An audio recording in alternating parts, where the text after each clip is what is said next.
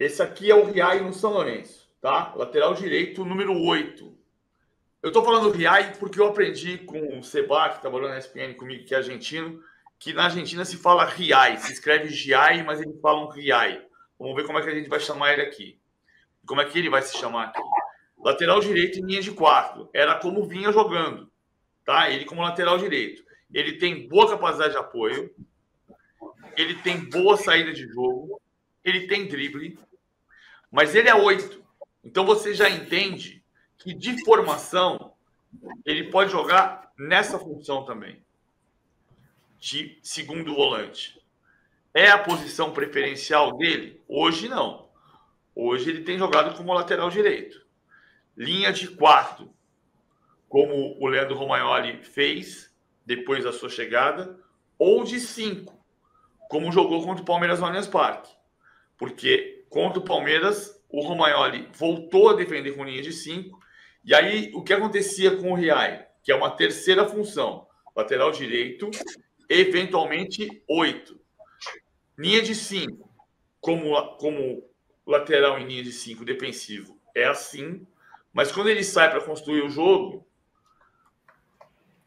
isso passa para um 3-4-3. Então, ele passa a ser ala. Ele pode fazer o lado direito, defensivo e ofensivo. Como o Mike. Como é que joga o Palmeiras quando joga o Mike e o Marcos Rocha? Que as pessoas insistem em dizer dobra de laterais. Não é dobra de laterais. O Marcos Rocha joga de terceiro zagueiro e fecha como lateral direito quando recupera a bola. E o Mike joga como ala e fecha a linha do meio-campo quando o Palmeiras recupera a bola.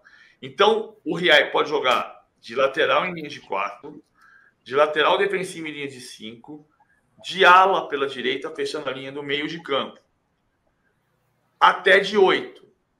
E como ele faz a ala, ele pode eventualmente ser adaptado para jogar como ponta, num 4-2-3-1. Há um ponta como o Estevão? Não. Ele não tem o do Estevão, ele não tem a agressividade do Estevão. Mas lembra como é que o Abel montou o time contra o Santos na final da Copa Libertadores de 2020? Quem era o 7 daquele time? Era o Gabriel Menino. Não era o 2, o ala. Era um 4-2-3-1 em que o Gabriel Menino fazia esse lado de uma maneira mais defensiva do que o Estevão. Então, ele pode jogar de lateral direito, eventualmente de 8, de lateral direito em linha de 5, de ponta direita. Ele faz 4 funções, eventualmente 5. PVC, o Anderson Fernandes tá fazendo uma declaração aqui. Eu amo o PVC. Hoje é Dia dos Namorados, podem mandar sua declaração aqui que eu vou ler, tá? Eu quero fazer uma declaração, meus amigos, Karen e Lucas, que me emprestaram a casa hoje porque a prefeitura cortou a luz da minha casa para cortar as árvores. Tive que sair correndo, segurando a barriga e os equipamentos. E ainda bem que eles me receberam aqui. Não dá para ver porque a câmera tá para cá, mas é um monte de quadro de Palmeiras aqui. É um casal muito palmeirense. Fica aqui meu obrigada a eles. Vamos falar de... Diga, PVC. Não, eu vou ter que fazer o trocadilho de novo. Faz. Você saiu dos árvores e veio para casa das Palmeiras. É isso. O Domi, aproveitando já a audiência palmeirense aí na casa que você está fazendo de estúdio e a audiência gigantesca do Palmeiras que a gente tem aqui no De Primeira, além do Chiai, Riai, Giai, que já está fechado, é que eu já ouvi Riai e já ouvi Chiai, né? Porque o G tem um som de J, né? Na América do Sul. Argentina, Boca Juniors. Mas eu acho que aqui a gente pode abrasileirar no De Primeira, né? E falar Giai. Claro. O que vocês acham? Eu gosto de Giai. Eu sempre chamei de Giai. Vamos ver como é que ele chega aqui e fala, né? Na coletiva vai se perguntar como é que você quer ser chamado e acho que bate o martelo. Mas eu gosto de Giai. Giai é um negócio legal. Eu gosto. O Palmeiras segue no mercado, tá, gente? Então, com a saída do Luan, cada vez mais próxima aí do Toluca depositar a multa. Aliás, poderemos ter novidades sobre isso hoje, ou a qualquer momento aqui no WhatsApp. O Palmeiras ao mercado está observando os zagueiros. Dois nomes aí que estão sendo observados. Um, eu digo, já era, porque o Gabriel Paulista, que é do Atlético de Madrid, não fica lá. O Besiktas está contratando um jogador. A informação, inclusive, minha e do Bruno Andrade na coluna Mercado da Bola hoje. E teve uma observação ali de leve do Palmeiras, né? Querendo saber, buscar informações, aquela coisa toda. E o Bruno Mendes, ex-Corinthians, o uruguaio, muito bom, inclusive, jogador de seleção uruguaia, é outro que o Palmeiras também observa. Eu perguntei para uma fonte do Palmeiras, e aí, podem avançar no Bruno Mendes? Aí a resposta foi: observar, olhar não quer dizer que a gente vai pegar ou contratar, né? Uma forma de dizer de contratar. Então o Palmeiras está de olho ali, está de olho nessa função por causa da saída do Luan, mesmo com a renovação do jovem Kaique Naves. Antes da gente ir para a seleção, tem um superchat aqui falando sobre isso, né, do Thalisson Paz Souza. Obrigada, Thalisson. O Palmeiras vai atrás de um centroavante e a posição que o Palmeiras mais precisa urgentemente é essa? Sim, é a prioridade do Palmeiras. Apesar do Flaco Lopes ser um jogador que o Abel Ferreira gosta muito, o Palmeiras trata muito bem o Flaco Lopes e com muito cuidado.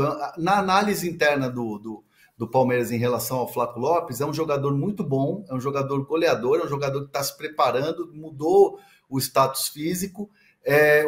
Um ajuste ou outro, principalmente na questão da intensidade, na questão do estar ligado 100% no jogo, né? Aquela coisa que o Abel gosta muito do cara ser intenso, é o que o Flaco Lopes precisa melhorar. Faz mais de 1 mês e meio que ele não marca um gol, e esse jejum está incomodando de fato o Flaco Lopes, mas principalmente porque o Palmeiras, apesar de querer ficar com o Rony, pode ser que chegue alguma proposta para o Rony no meio do ano. E dependendo do mercado que chegar essa proposta ao Rony, pode ser que o Rony queira sair. Então, assim, o Palmeiras está atento à saída do Endrick, que já era certo e iria contratar alguém, iria no mercado para ir atrás de alguém, mas tem essa questão que passa batido muitas vezes por torcedor e é importante trazer. Tem o Flaco Lopes e tem o Rony, mas o futuro do Rony ele ainda não é certo. Então, vamos ficar observando aqui, enquanto o Palmeiras prioriza a questão do centroavante. Perfeito, André. E já que você deu essa deixa maravilhosa do Endrick, que era o que eu precisava, vou chamar para o nosso papo aqui o Éder Traschini e o Thiago Arantes. Éder está nos Estados Unidos, Thiago Arantes na Espanha, porque o assunto é, entre outras coisas, seleção brasileira, Endrick e Vinícius Júnior. Hoje tem jogo contra os Estados Unidos, 8 horas da noite, horário de Brasília. A gente venceu o México por 3-2 no sábado, para quem não viu, com um time um pouco reserva. E hoje parece que vai time titular, né, Éder? Bom dia para você, mas o Endrick no banco, apesar de muitas críticas da torcida. Bom dia, Domi, bom dia a todos, bom dia a quem está acompanhando de primeira. Por enquanto o Endrick ainda segue no banco, né? A gente já tinha essa informação, mas ontem na coletiva eu perguntei diretamente para o Dorival, né? E o Dorival, todo mundo aqui já conviveu em trabalhos e sabe que se a gente fizer uma pergunta mais ou menos, o Dorival vai contornar. Se você der alguma brecha para ele, ele vai contornar, vai falar outra coisa, não vai responder o que você perguntou. Então eu perguntei diretamente, falei: Dorival, Éder Traschini do All Endrick vai ser titular amanhã? E aí ele até falou: quem? Aí eu falei: o Endrick. Daí ele: não, o Endrick não começa. E aí ele aproveitou para falar tudo que ele queria falar sobre o Endrick. E aí ele pediu para ter paciência com o jogador, falou que é um menino que tem muito potencial, que já está resolvendo jogos, mas que é preciso ter paciência, pediu para confiarem nele, relembrou a carreira dele, que ele... Desculpa te interromper, que a gente tem esse trechinho da entrevista coletiva. Vamos escutar o que o Dorival falou na pergunta do Éder? Não, o Endrick não inicia a partida. Nós temos que ter um pouco de cuidado com o Endrick. Eu acho que vocês acompanham minha carreira aí há algum tempo. Eu, mais do que ninguém, sempre usei demais as categorias de base de todas as equipes que eu trabalhei, desde a minha primeira equipe, Figueirense. Eu sempre valorizei demais o trabalho com as categorias de base. E sempre tive muito cuidado com isso, porque ao mesmo tempo que nós possamos nos apressar em uma determinada situação, de repente nós não tenhamos uma volta. E um erro pode ser fatal. Então, eu peço só um pouquinho de paciência a todos. O Endrick é um jogador que vem numa evolução muito boa. Eu tenho acompanhado e acompanhei o quanto ele foi importante e decisivo no campeonato anterior pelo Palmeiras. Em momento nenhum nós deixamos de avaliar o que ele vinha fazendo. Por isso que eu peço um pouquinho de paciência. Vamos ter tranquilidade com esse garoto, vamos deixar que as coisas aconteçam de uma maneira natural. Ele sabe muito bem o quanto ele poderá vir a ser importante para a seleção, desde que nós tenhamos esse equilíbrio com ele. E eu peço aí a compreensão de todos, porque não é apenas colocá-lo lá e deixar que ele resolva a situação. Nós temos que saber que é um menino que está finalizando ainda uma formação e ele precisa de tempo e a paciência de todos nós. Lógico que eu sei da capacidade e das qualidades que ele possui. Seria muito simples para mim jogá-lo lá dentro e pronto, boa. Eu não penso assim. Mas... Aqui na nossa enquete, 68% acham que ele deveria ser titular, sim. Eu estou nesse 68%,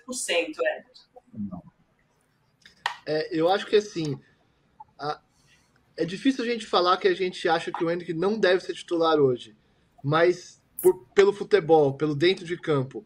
Mas quando você pega para analisar um contexto todo do menino de 17 anos, do caçula da seleção, de um cara que está indo para o Real Madrid agora, de toda essa expectativa que está sendo criada em cima dele, de todas as comparações que vêm sendo feitas, e quando você tem o Dorival, que de fato, o que ele falou ali é verdade, ele é um cara que sempre trabalhou com a base, ele sabe trabalhar com a base. Eu acho que nesse momento, até porque são 2 amistosos só, o Dorival merece um voto de confiança aí, né? Ele assume a seleção tem bons desempenhos, né? Vence na Europa, um jogo que não jogava há muito tempo, um amistoso contra o europeu, consegue essa vitória contra o México com os reservas, que aí foi uma coisa questionada até por que escalar os reservas, mas é uma coisa que também quem acompanha o trabalho do Dorival sabe que ele gosta de fazer gestão de grupo, que ele gosta de deixar todo mundo se sentir importante dentro do elenco, então foi exatamente isso que ele fez. Vai ser um período aí de até 46 dias até a final da Copa América, então ele preza muito por transformar esse ambiente num ambiente legal. E assim, vai ter bastante tempo para o Endrick ser titular da seleção, ele só tem 17 anos, então acho que não é o fim do mundo ele utilizar um ataque que já funcionou recentemente, né? Não, ao contrário. Eu tava assim para você, Domi. Eu acho que... E os 68%. Não, o Dorival Júnior, ele tá muito correto no pensamento dele. E vamos lembrar de 2010, o Dorival Júnior com o Neymar? Isso foi antes do título da Libertadores, antes da negociação com o Barcelona. O Neymar já estava naquele momento que ele era o dono do time e tal, e teve aquele entreveiro com ele. Isso foi na conquista da Copa do Brasil. Não foi? Foi isso, PVC? Foi início de 2011. Foi início de 2011, já depois do Copa do Brasil. Em que todo mundo... Foi 2010 ainda. Foi 2010 ainda. Foi 2010, né? Foi 10. Foi ali por outubro de 2010. O entreveiro dele com o Neymar foi em 2010. Campeonato Brasileiro de 2010, jogo contra o Atlético Goianiense. Em 2011, o Santos começa a temporada com o Adilson Batista e depois vem o Muricy, que é campeão da Libertadores em 11. E você vê que ele teve ali aquela questão com o Neymar. O Neymar estava surgindo, estava sendo pedido na seleção brasileira, o Dunga não chamou nem ele nem o Ganso para a Copa. Então, assim, saber segurar e saber colocar no momento certo, o Dorival tem muita experiência. E vamos lembrar o próprio Abel Ferreira quando o Endrick chega no profissional do Palmeiras, que ele ajuda o time no título brasileiro e depois ele tem ali um momento de instabilidade. E aí o Abel pega e coloca ele num momento de... tira ele do holofote, que não é o momento. E aí ele volta muito bem.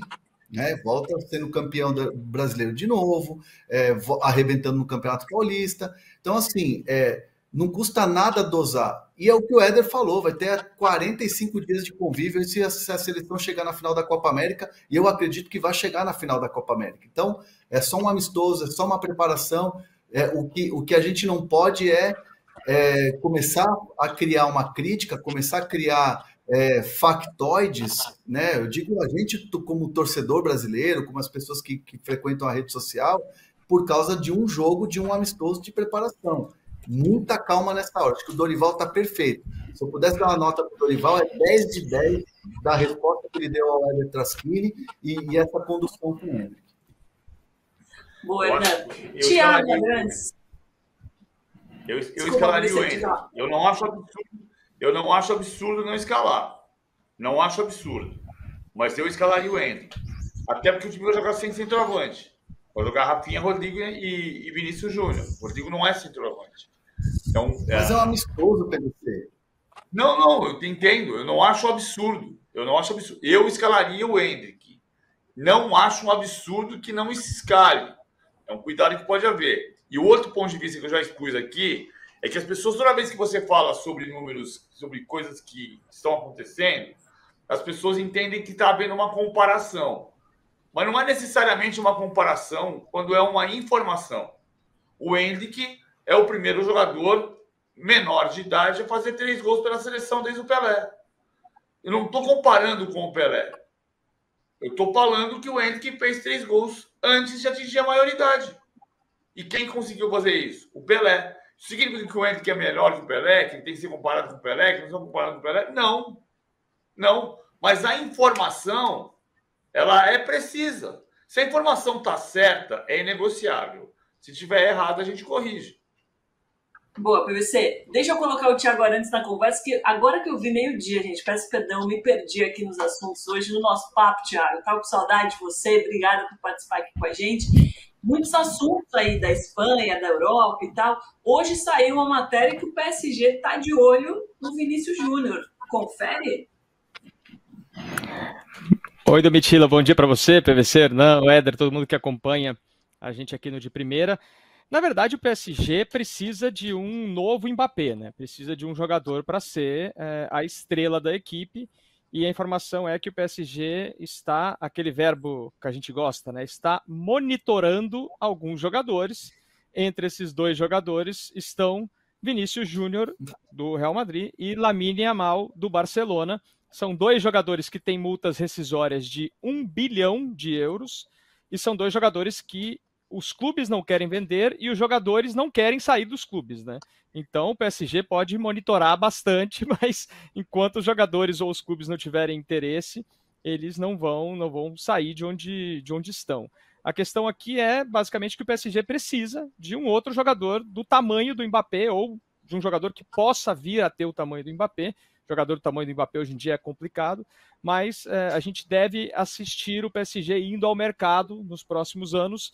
Certamente não vai ser fácil tirar nem o Lamine Yamal do Barcelona e nem o Vini do Real Madrid. E aí, Domitila, só entrando um pouco no assunto do Endrick, o pessoal aqui na Espanha tem um certo incômodo, né, de não ver o Endrick titular da seleção, justamente porque o Lamine Yamal tem 16 anos e vai ser titular da Espanha na estreia da Espanha na Eurocopa contra a Croácia, né? O Lamine Yamal, ele levou deveres de casa da escola para a Eurocopa, para terminar de fazer, porque ele está fazendo o que é o equivalente ao 2º ano colegial, ele tem 16 anos, então ele levou alguns deveres, né? Levou ali aquela tarefa de química orgânica, de física, para ele fazer no intervalo e mandar para os professores para ele ser avaliado, para ver se ele passa de ano na escola que ele estuda aqui em Barcelona. Então, assim, e esse cara vai ser titular da Espanha na Eurocopa. Então, os espanhóis têm muita dificuldade de entender por que o Endrick não pode ser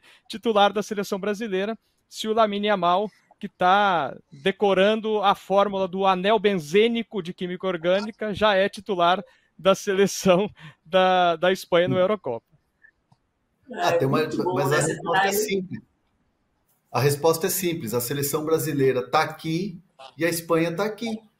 Essa é a diferença. E a quantidade de jogadores que a seleção brasileira produz é muito maior. Simples, né? É uma resposta até que tranquila de responder, né? Só que isso, eu sei que você gosta de vir para a Espanha, que você já veio para cá algumas vezes, isso você não pode falar aqui na Espanha, viu? Se você falar que a geração de jogadores atual do Brasil é melhor que a da Espanha, você vai ter problemas. Então eu te aconselho a não dar essa opinião quando você vier aqui para a Espanha. Eles acham que a geração deles é fantástica.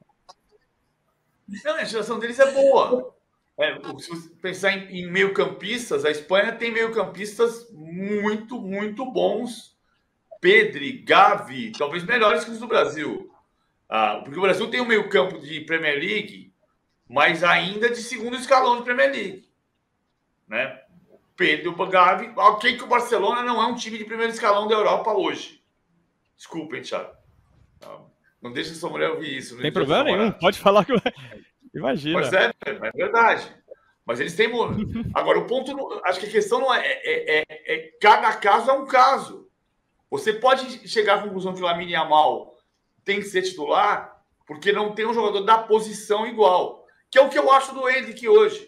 O Brasil não tem um centroavante. O Evanilson não é um centroavante como o Endrick. E para não jogar o Endrick, vai jogar alguém que não é centroavante. Então, repito, não acho absurdo não escalar. Mas eu escalaria o Endrick. E a gente teve, Thiago, uma notícia muito importante essa semana dos torcedores do Valência que foram condenados a 8 meses de prisão, além de multa e banimento de estádios por 2 anos, pelos insultos racistas ao Vinícius Júnior em maio de 2023, né? É uma notícia que a gente tem que falar muito, comemorar muito, porque é um passo muito importante diante de todos os episódios de racismo que a gente tem visto nos últimos tempos, principalmente envolvendo a Espanha. E aí hoje a gente tem uma informação aqui do Brasil que a Assembleia Legislativa do Rio Grande do Sul aprovou um projeto de lei chamado Vini Júnior, da autoria da deputada Luciana Genro, do PSOL, que quer fazer um protocolo de combate à discriminação. E aí vai ter exatamente o que o juiz, os jogadores e a torcida pode esperar em caso tanto de racismo como de homofobia ou de injúria racial. E aí, o que vai acontecer se aprovado na próxima etapa? Caso de racismo ou injúria racial ou homofobia. Os jogadores, a partida é interrompida. Os jogadores podem sair de campo por alguns minutos se continuar com as injúrias e a partida pode ser até interrompida. Isso tudo, obviamente, graças a todo o trabalho que o Vinícius Júnior está fazendo por aí, Thiago. É isso, Domitila. Acho que o mais importante, né, da condenação desses 3 cidadãos aí, né, de Valência, não é nem a duração da pena, até porque a pena pela lei espanhola eles não vão cumprir, né? A pena vai ser suspensa. É uma pena de menos de 2 anos com réu primário, ela é suspensa. Mas é você criar um precedente, né? Você criar o que se chama de jurisprudência, né? Porque a Liga Espanhola ela tem hoje outras 37 denúncias de casos de racismo que estão rolando, casos de racismo, de homofobia, enfim, não só contra o Vinícius, mas contra outros jogadores, contra vários outros jogadores, tem casos de homofobia também, não só de racismo, e esses outros casos, eles passam a ter um precedente para serem julgados pela justiça aqui na Espanha. E é interessante também, e eu conversava com uma advogada especialista nisso daqui da Espanha ontem, e ela me falava que o mais interessante do caso, talvez, é que os 3, né, homens aí, eles foram condenados não por delito de ódio, eles foram condenados por atentado à dignidade com agravante de ódio. E isso é diferente, porque o delito de ódio você teria que provar que eles gritaram o canto para incitar o ódio de outras pessoas com relação ao Vinícius Júnior. Isso seria praticamente impossível, porque você teria que julgar a intenção com que eles gritaram, enfim, imitaram um macaco e tudo isso. Então, quando você tem atentado à dignidade, você cria uma jurisprudência que é mais fácil isso ser punível no futuro. Então, aqui na Espanha, a gente certamente vai ter outras punições como essa, não sei se para os 37 casos, mas para vários outros casos. E a informação que a gente tem, conversando com pessoas próximas ao Vinícius Júnior, né, é que ele não está se importando, ele não se importa com o fato da pena ser só de 8 meses, ou dos caras nem irem para a cadeia. O que ele está orgulhoso de que tenha acontecido é que se criou um precedente, e que a partir de agora, quem fizer qualquer tipo de ato de homofobia ou de racismo no estádio na Espanha, ou num ginásio, ou em qualquer tipo de competição, sabe que vai ter uma punição, como, por exemplo, pagar uma multa, que a multa é bastante alta, se você for comparar com o salário médio do espanhol, é você deixar de poder ir ao estádio, enfim, você vai ter consequências, né? O fato é esse, você passa a ter consequências por esse tipo de ato, e é exatamente isso que tem deixado, segundo pessoas próximas ao Vinícius Júnior, isso que deixou ele muito orgulhoso dessa luta que ele tem feito. Ainda é só o começo, né? Ainda não é o ideal, mas foi por causa da luta dele e por causa da insistência dele e é por causa da ajuda da torcida brasileira de ficar nas redes sociais cobrando insistentemente um posicionamento da Liga Espanhola que a gente chegou onde chegamos hoje, que já é muito mais do que a gente tinha há um ano, por exemplo. Muito bom, né, PVC, que isso tenha ainda mais influência aqui no Brasil e que a gente realmente tenha essa lei Vini Júnior funcionando nos estádios por aqui também. A gente tem que criar mecanismos reais de combate e de punição.